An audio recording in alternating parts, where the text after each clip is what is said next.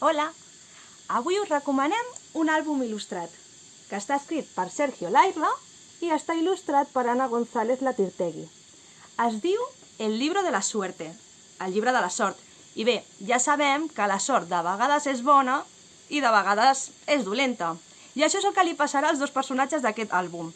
Mireu, el senyor Bonaventura i el senyor Malapata.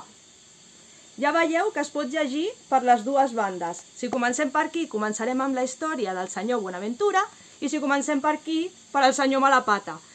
Ja veureu que els dos viuen una vida més o menys semblant, però que es comporten d'una manera diferent.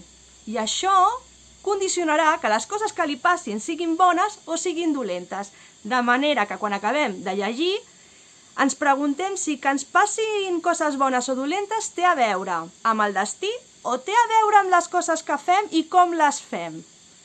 Bé, és un llibre que us recomano molt perquè us farà pensar molt i, a més, és molt ric en les il·lustracions.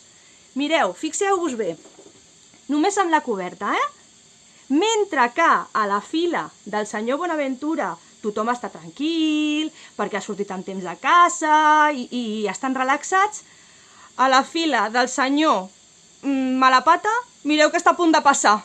Algú caurà i... A la fila del senyor Malapata hi ha una nena que li està traient la llengua.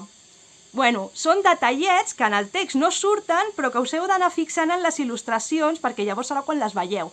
En total, hi ha 1.793 il·lustracions, o sigui, detallets a les il·lustracions, que són molt divertits de trobar i que us recomano que intenteu buscar en família perquè és molt divertit.